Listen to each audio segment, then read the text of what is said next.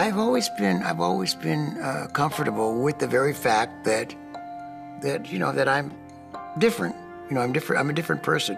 And it's in those days, let me tell you, it took a lot to be homosexual because you don't know what the cops are going to do. You don't know that people on the street will, beat you up or something like this. And I'm not exactly the most masculine person in the world. Growing up, I knew that there was something different about me, but I really didn't know what it was. I was a late bloomer as far as being sexually active. In fact, I thought growing up that I was the only person who was like that. I absolutely thought there was nobody else in the world like me. I thought I was the only gay person in the world. I was ready to live a life as the one person. I went to the dictionary and said, and I looked up homosexuality, and it said it's a phase that one passes through. I called my mother and I said, can I come to dinner Tuesday night? Something I want to talk to you about. And she said, what? And I said, I'll tell you Tuesday. Oh my God, you have some girl in trouble? I said, no, Mom, no girls involved. My mother sat me down one time and says, whatever you do while you're out there running around, don't you ever come home and tell me what you did. So that shut everything off. No communication, no nothing about my life. That there was never any question. I could have boyfriends and things like that, but it was never questioned, never talked about.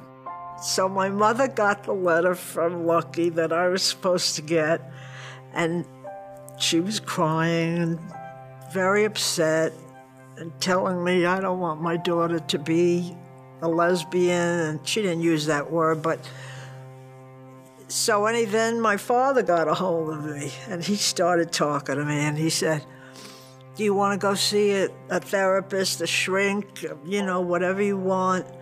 And I said, no, I am who I am and I'm fine, don't worry about it. And he said, well, you're my daughter, and no matter who you are or how you are, I'll always love you. I wrote her a note saying that this is a subject we've never talked about, but I wanted you to know that I'm a lesbian, and Barbara and I have a very good relationship, and we wanted you to be aware of this.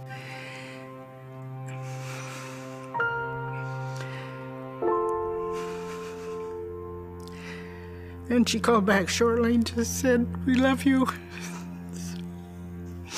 But I was glad I had done that. I didn't come out to my parents, my mother especially, because I thought she would blame herself.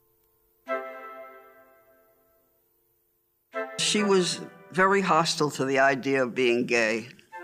That's not for me. So, absolutely not me. And I didn't have that attitude because I'm gay, and I felt that's all. I have no choice, that I am gay. When I told her how I felt, and she told me she felt something too, but she was afraid of the idea of being gay. I tried to talk her into it, telling her about the ancient Greeks, but for whatever good that did. And I couldn't even use the word gay because it sounded so frivolous. So I said, I'm homosexual.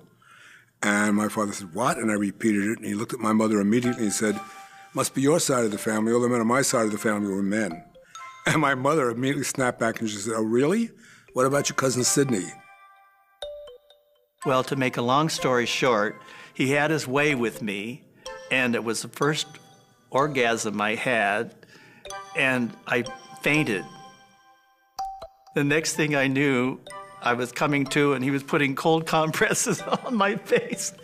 But that was my coming out. I mean, I was coming out to myself, actually, because through all my life until I was 19, I never thought about saying to somebody I'm gay. If she didn't know, she could deny it.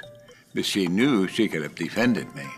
But back in those days, it was common knowledge that you could be arrested for being gay.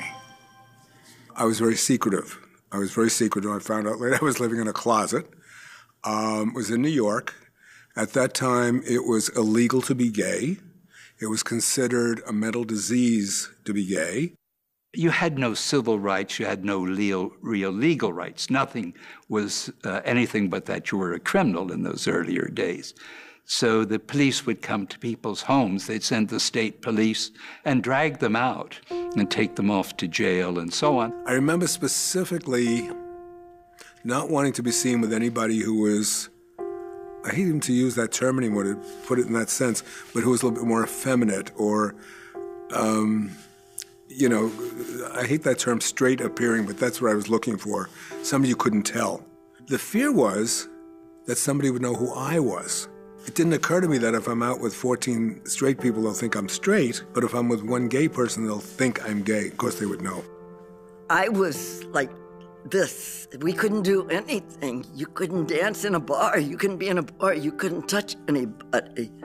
God, you had to be closeted. I remember with the first woman I ever was with, I was 21 years old going to a grocery store. And a guy came up to me and he said, I know what you need, baby. I mean, like, just sickening, just sickening. I had to live two lives for so much of my life. I was Mr. Malone during the week, and I was Jimmy on the weekend. I can't come out and flaunt anything. My personality doesn't allow it because I'm so trained to be two people. I don't have to live two lives now, but I don't know how to live any other way. No. It's almost impossible to describe what Stonewall meant, what happened. It was electrifying. It totally shattered everything around one. It was a new way of life. And I remember within the first week or so, the energizing of everything, the coming alive was amazing. And I felt myself, and I said, I'm free. I'm really free for the first time in my life. I walked into another bar called My Way on Washington Boulevard in Culver City. I had been away from gay life for like 10 years. And who was in there but Alda? Snow white hair, gorgeous. We were together for 8 years. And I walked away for a year. And she came to me at the end of that year and she said, I'm dying, I have cancer. So I stayed with her for 3 months through her transition. She died in 91 from cancer. And yeah, I was a star. Irreplaceable. I learned from John that there is so much in life, so much, he was so vibrant that it made my life vibrant. I could turn to him and say, I'm hurting. And he could give me the strength, the care, whatever you want to call it, but always somehow a sense of, yes, keep going on with life, and he was that kind of a person. He understood my sense of humor, and I got his. And it could be one or two words, how he would crack up laughing. And I can't imagine a relationship without a lot of laughter. I mean, even in the middle of sex, we could stop and laugh and then go back to it. And, you know, that's great. We both had goals that were similar. What I've seen people break up a lot is because one goes in one direction, the other goes in another direction, and that's how they get apart.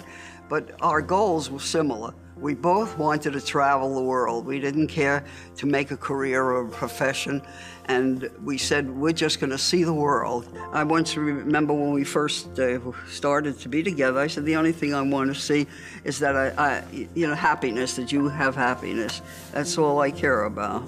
So, I don't know what else love is.